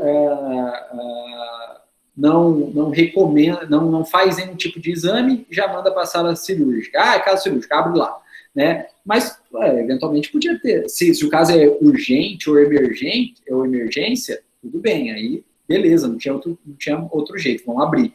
Mas se não era caso de urgência ou de emergência, podia ter feito um exame antes, né, antes de mandar para a sala cirúrgica, né? E o hospital não faz nada, já manda direto para a sala cirúrgica aí. Imprudência do hospital. Então, responsabilidade aí subjetiva, né? Mas tem decisões que falam que, olha, não tem necessidade de a dolo ou culpa do hospital. Havendo fato, morte ou lesão em âmbito hospitalar, o hospital ele é automaticamente responsabilizado aí. Claro que, né, desde que seja possível salvar esse paciente, né? Desde que seja possível salvar o paciente. Se ficar caracterizado pelos meios médicos, pela perícia, que era impossível salvar, em qualquer hospital que ele tivesse, aquela pessoa iria ter a lesão ou iria falecer, aí o hospital não tem responsabilidade. Mas se ficar caracterizado pelo simples fato, ficar caracterizado que era, assim, de alguma forma possível salvar aquela pessoa, o hospital, ainda que não tenha agido com culpa, ele teria essa responsabilidade aí, né? E a gente tem decisões nos dois sentidos. Entendendo que a responsabilidade do hospital é subjetiva, a gente tem o RESP 258389, né? E entendendo que a responsabilidade do hospital é objetiva, a gente tem o 696284 do Rio de Janeiro. E aí vocês vão perguntar, professor, o que você acha? Depende. Se eu estiver defendendo o paciente ou a família do paciente, eu vou falar que a responsabilidade do hospital é objetiva, né? Porque isso facilita a indenização ao paciente. Mas se eu estiver advogando para o hospital, ou para o médico, eu vou falar que a responsabilidade do hospital é subjetiva, porque isso dificulta o pagamento da indenização, porque na prática vai ter que provar uma culpa ou um dolo do hospital, o que, dado a especificidade do conhecimento médico, é muito difícil de ser ocorrida aí, né? Então, depende do lado que você estiver advogando. Se advoga para o paciente, fala que a responsabilidade do hospital é objetiva. Se você advoga para o hospital, você fala que a responsabilidade do hospital é subjetiva. Pessoal, nos casos que eu tive, né, de responsabilidade aí, e veja que eu já advoguei tanto para paciente quanto para médico, o que eu verifiquei aqui na nossa região foi responsabilidade objetiva do hospital. Processos em Jales e em Fernandópolis, os juízes entenderam pela responsabilidade objetiva do hospital, né? Mas, claro, dá para brigar pela subjetiva, ainda mais se você é o advogado do hospital? Claro que dá, né? Porque tem decisão da STJ nesse sentido também. Mas aqui em Jales e em Fernandópolis, os processos que eu atuei, os juízes optaram por entender que a responsabilidade do hospital é objetiva. Com base aí, na verdade, no Código de Defesa do Consumidor, né? A base foi o Código de Defesa do Consumidor. Pessoal, e também, olha que interessante, existe uma linha de responsabilização do plano de saúde também. Né? Existe uma linha de responsabilização do plano de saúde também. Então, a seguradora, né, o plano de saúde, a Unimed, a Blue Life, e tem tantas outras, né, inclusive dentro de banco, né, existem seguradoras de saúde aí, né, existe uma linha também para responsabilizá-la, no seguinte sentido, o médico, ele tem que ser filiado ao plano de saúde para poder atender o paciente através daquele plano de saúde. E, consequentemente, existe um vínculo, sim, do médico com o plano de saúde, porque ele tem que ser filiado ao plano de saúde para poder atender. E exige-se, então, que o plano de saúde faça uma verificação da capacidade dos médicos que estão atendendo através dele, plano de saúde. E se o plano de saúde, então, não faz essa verificação, o médico erra, o plano de saúde ele é corresponsável, porque ele optou, assim, né, sem técnica, né, uma frase sem técnica, ele escolheu qualquer um para atender em nome dele, né? Então, o plano de saúde ele teria responsabilidade também pelos erros médicos, né, dos médicos que atendem em nome dele, porque ele fez uma verificação, ou ele não fez verificação de qualquer jeito, né, ou ele aceitou qualquer um, né, e aí, então, ele responde pela omissão em ter analisado a capacidade dos médicos que estavam filiados ou que atendem em nome dele. Então, tem esse entendimento aí também na possibilidade de responsabilizar o plano de saúde. Na nossa região, né, nos processos que eu tive, eu, com base nessa jurisprudência, que é esse RESP aqui, 328.389 do Rio de Janeiro, eu pedi também a responsabilização do plano de saúde, normalmente no caso, a Unimed, né, que é o mais comum aqui na nossa região, mas é bem difícil ganhar, né, os juízes entendem aí que tem que ficar caracterizado, de fato, uma omissão do plano de saúde. Não é o simples fato do médico ser filiado ao plano de saúde que ele teria, então, responsabilidade naquele caso concreto aí, né? Agora, por exemplo, se o médico receita um determinado tratamento, uma determinada cirurgia, e o plano de saúde não autoriza esse tratamento médico, essa cirurgia, aí não há dúvida nenhuma que o plano de saúde tem responsabilidade também, né? Então, mas veja, nesse caso, houve uma clara omissão, até uma negligência do plano de saúde. Olha, negou o tratamento médico, a pessoa veio a morrer. Responsabilidade do plano de saúde, não há dúvida nenhuma, né? Agora, se o plano de saúde autorizou todos os tratamentos, que o médico foi pedindo, foi autorizando, aí fica mais difícil, apesar de ter esse entendimento jurisprudencial, fica mais difícil aí responsabilizar o médico, o plano de saúde, né? Então, na prática, a gente, né, como advogado da vítima, advogado paciente ou do familiar, a gente só vai conseguir responsabilizar o plano de saúde se o plano de saúde negar tratamento, né? Agora, se ele não negou os tratamentos, fica mais complicado aí, de fato, responsabilizar o plano de saúde. E para a gente terminar, pessoal, veja que existe uma diferença muito grande entre as demais áreas da medicina e a área médica da cirurgia plástica, né? A cirurgia plástica, ela tem que ser analisada de forma autônoma e diferente. Por quê? Porque as demais áreas da medicina, o médico, ele está se comprometendo a dar o tratamento. Mas se a pessoa vai, de fato, conseguir se recuperar ou não, na verdade, não depende do médico, né? Depende de N fatores. Um pouco depende do médico, do tratamento do médico, sim, mas depende também da idade do paciente, do grau de saúde desse paciente, do tipo de doença, de quanto antes foi descoberta essa doença e foi dado o tratamento. Então, na verdade, a aptidão do médico em si, o tratamento do médico em si, acaba sendo apenas uma das variáveis e uma variável pequena, dado a quantidade de variáveis aí para a recuperação ou não de um paciente. É diferente da área da cirurgia plástica, porque na área da cirurgia plástica, né, em regra, o paciente aí, ele está bem, né? Ele está bem.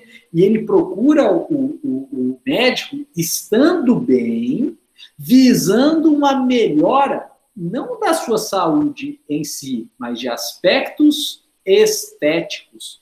E, portanto, não é algo essencial. E aí o médico cirurgião plástico, ele se lança a modificar algo que está funcionando, visando, claro, melhorar, né? Mas que não tem nada de errado em si, é estético. Então, veja que, nesse caso da cirurgia plástica, a responsabilidade do médico ela é ainda maior, né? Nesse caso aí, né, a cirurgia do médico é ainda maior. Porém, mesmo na área da cirurgia plástica, a gente tem que diferenciar, Porque existem cirurgias plásticas que são realmente meramente estéticas. E tem cirurgias plásticas que são estéticas, mas na verdade são reparadoras, né? Portanto, veja só, na cirurgia plástica estética mais reparadora, a responsabilidade do médico, ela é um pouquinho maior, porque tem o âmbito da cirurgia plástica, de ser estética, mas o médico ele não é obrigado a deixar 100%, porque, na verdade, houve um dano anterior e ele está tentando reparar esse dano. Ele tem que deixar melhor do que era, mas ele não precisa deixar 100%, né? Porque não foi ele que causou o dano já existia aí. Agora, na cirurgia estética, puramente estética, portanto não reparadora, não tem dano nenhum. E o médico, então, ele se lança com o único objetivo de tornar melhor algo que não está, em tese, danificado. E aí a responsabilidade dele é extrema. Ele não pode deixar lesões aí, né? Ele não pode deixar lesões. Uma ou outra cicatriz sempre vai ficar, mas dentro daquilo que é condizente com a técnica da cirurgia plástica empregada, né? Vai fazer lipoaspiração, vai ficar algumas cicatrizes pequenas onde entra cânula para retirar a gordura. Vai fazer, por exemplo, implante de prótese mamária. Dependendo da técnica empregada, vai ficar uma cicatriz aí na auréola ou sob o seio da mulher ou de quem se propôs aí a colocação da prótese, né? Porque muitos homens, né, numa mudança de sexo, né, numa cirurgia de mudança de sexo, implantam prótese mamária também. Dependendo da técnica, vai ficar, então, uma cicatriz embaixo do seio que não é visível, normal, né? É normal, faz parte da técnica, não tem como evitar, né? Não tem como evitar, mas tudo bem, né? Isso aí faz parte da técnica, não tem como evitar, então não tem problema. Agora, o médico vai fazer, então, esse implante de prótese mamária, e aí fica uma cicatriz enorme aí na auréola, fica uma cicatriz por todo o entorno do seio, que não é condizente com a técnica empregada, né? Não é condizente com a técnica empregada. Está muito além do que era para ficar em razão da técnica empregada. O médico, ele vai ter, então, responsabilidade, né? Ou, eventualmente, aí, uma distinção de uma mama para outra, né? Uma diferença de uma mama para outra, também é algo normal. Isso é natural, isso pode, então, ficar até após o implante da prótese mamária. Mas resulta, na verdade, uma diferença muito grande, né? De tamanho de uma mama para outra, ou da posição de uma mama para outra, algo muito diferente, né? Isso não é algo natural e nem decorre da técnica. O médico, então, ele vai ser responsabilizado por isso, ou pode ser responsabilizado por isso, né? Então, a cirurgia plástica, ela é um campo autônomo, né? Porque a ideia aí é melhorar algo, né? Então, o médico responde por essa melhora, né? E mesmo dentro da cirurgia plástica, a gente tem, na verdade, dois campos, né? Ambos têm responsabilidade maior. Porém, no campo da cirurgia plástica reparadora, o médico tem responsabilidade maior, mas ele não precisa deixar 100%. Agora, no campo da cirurgia plástica meramente estética, aí o médico tem que deixar melhor, ele tem que deixar 100% aí. Pode ficar uma ou outra coisinha, uma ou outra cicatriz, mas desde que natural à técnica empregada. Aquilo que vai além do natural à técnica empregada, na cirurgia plástica meramente estética, o médico tem responsabilidade, sim. Pessoal, dado o adiantado da hora, né, eu vou interromper aqui a gravação para não ficar muito longo, agradecendo a presença e a paciência de vocês, não só hoje, mas ao longo desse semestre inteiro, né, que foi um semestre atípico para todos nós e, consequentemente, difícil para todos nós. Então, entre todos nós, né, cada qual com a sua dificuldade, que todos nós tivemos, o simples fato de estarmos aqui hoje, nós somos aí grandes vencedores, né, na vida, na profissão, nos estudos, porque realmente não foi fácil. Então, parabéns a todos vocês por essa força, por essa dedicação, e as aulas online exigem muito mais, né, tanto dos alunos como de nós professores aí, né, então foi um semestre extremamente cansativo. Agradeço demais a vocês, né? Fico muito feliz por ter podido estar junto com vocês mais esse semestre, né? Não sei como vai ficar semestre que vem, espero poder continuar aí na instituição, mas a gente nunca sabe, né? Mas gosto demais do Unifunec, é um lugar excelente para trabalhar, pela instituição, pelo corpo docente, né? Que a gente está um pouquinho afastado aí, infelizmente, e, né, principalmente pelo corpo discente, que é excelente, né? Respeitam demais a instituição e nós como professores aí da instituição, como uma pequena engrenagem dentro dessa máquina maior. Então, agradeço demais a vocês, agradeço a instituição pela oportunidade e desejo a todos uma excelente estudo, uma excelente prova, né, que sirva a fechar com chave de ouro esse semestre que nós tivemos, o estudo de vocês, boas férias, né, festas de final de ano, se cuidem bastante, muita saúde, né, e muito sucesso na vida pessoal e profissional de todos. Um grande abraço. Só, então, interrompendo aqui